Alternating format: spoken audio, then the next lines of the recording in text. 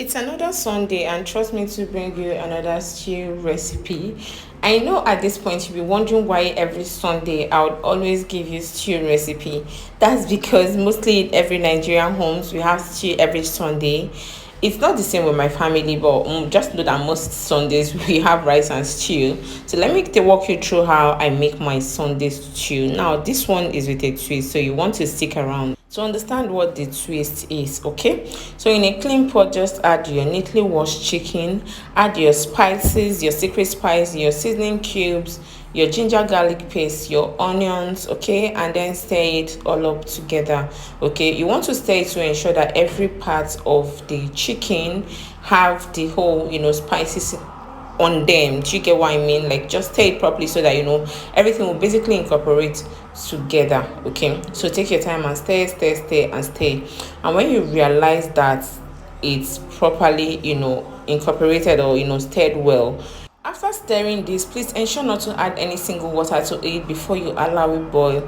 That way you can allow the chicken release its own water, and as well as allow the chicken soak the spices up. Okay, so while that is going on, in a different pot I just poured in my tomato mix or my pepper mix or whatever you call it. This is basically tatashe shombo, which is cayenne pepper and paprika. Okay, my tomatoes, my ginger garlic and onions. Okay, that's basically what is here. So I just blended this all up and allowed it to cook. I just want to dry out all the water in it. Now back to my chicken. As you can see, it's properly cooked, or not properly cooked, sorry. The water is properly dried and you can tell that the chicken has soaked up all the spices. Now this is the best time to add your water, because at this point you just want your chicken to cook through. You can tell it has taken up all the spices, but it's not properly cooked. So this is when I just pour in enough water to reach this. Most times I try to add the water in bits so that it doesn't go overboard. Okay, so after adding the water, I will just cover it up. Okay, I stirred it all up, of course, to ensure everything is mixed up properly. Okay, before you cover. Now when you cover, you want to allow the chicken now cook this time around, like cook properly. Okay, so while that is going on, I would want to remind you to please subscribe to my channel if you haven't. Please share my videos if you find it very helpful, and also like this video as well. Also turn on the notification bell, that way once I post on here you get notified on that. Now I'm checking up on the stew, on the chicken, and I realized that it's still cooking but not fully cooked already. Like I told you, I like to add my water in batches. I don't want the water to be so much, so when I cook to an extent and I open, I realize it still needs more water. I add more water. That way I am in control of the quantity of water in the chicken. So after checking this, I realized that I needed to still add more water, which I did at this point. Okay, after adding the water, I stirred it all up together again to just mix up everything properly before I allowed it to continue cooking. Now I'm used to making the regular kind of stew where you just basically have your stew with oil and all of that, but this time around I want to do something different. I'm making a stew without oil. I mean, stew that is not fried, just boiling the stew all through. So I think you want to stick around to see how I achieve that.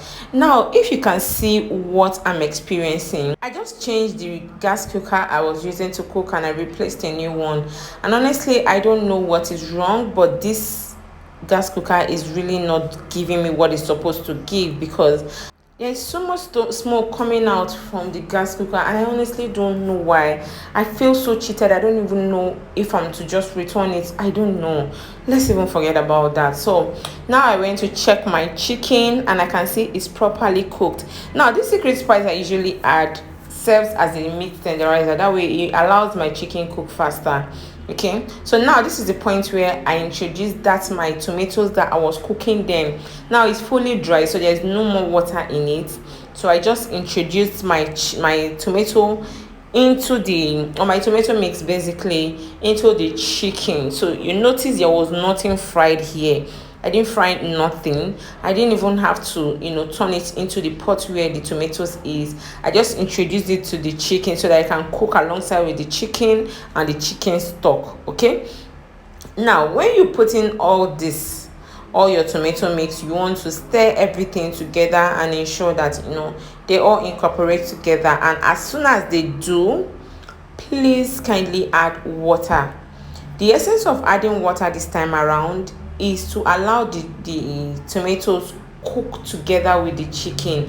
That way you can have a very tasty stew that is not fried. Okay, so when you add this water, you cover it up, allow it to cook. Now while the water is drying up, it's cooking the tomatoes, and as well as incorporating the taste from the stock and the chicken into the stew. That way when you're tasting this stew, trust me, you won't even know that it's not fried. You can't guess it wasn't fried. The only way you would know this stew is not fried is when the person that made it tells you it wasn't fried at all. So you want to pay attention and get the trick in this stew. Okay, now after stirring this up, what I did next was just to cover up the pot and allow it to just cook together. Okay, so while that is sizzling, I just keep checking it in between, stirring to ensure that it doesn't get burnt. Okay, this is the part where you have to pay so much attention, or be careful while stirring, because it splashes a lot at this point. So you want to be careful so that it doesn't hurt you while it's splashing. Okay, so if you have your weapon of mass destruction, or or something to guard you from weapon, you want to wear it at this point, because this splashing is not for kids. When it touch you, you understand what I mean. Okay, so I think this is the only thing you have to deal with making this kind of stew.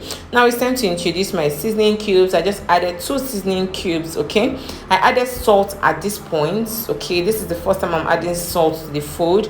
I added salt, I stirred it all up together, of course, to ensure that everything mixed up properly before I covered it back to allow it do its own magic. So if you can see, you can tell that the water has gone down a lot. Okay, now at this point you can tell this stew is partly cooked but not entirely cooked, because I mentioned that there are ways you can tell if the stew is properly cooked. Now for you to know if this stew is properly cooked, you wait till you can see oil floating on the top. I'm sure you'll be wondering, where is the oil coming from? Well, this oil is basically from the chicken. Remember, the chicken has some fat in it. So once you see the oil floating on top like this, you know that the stew is ready. Okay, of course you won't see so many oil, because remember, there is no oil at all in this. It's just the chicken and the stew. But because there's little oil in the chicken, once the stew is properly cooked, you can only tell by seeing the oil on the top. Okay, so once you see that, you want to stir your goodness and allow it to just cook one more time before you bring it down. And that is how I make this very yummy oilless stew. And I would really love if you can try this out and let me know. And for those of you that are avoiding eating oil, please try this stew and you'll be glad you did. Okay.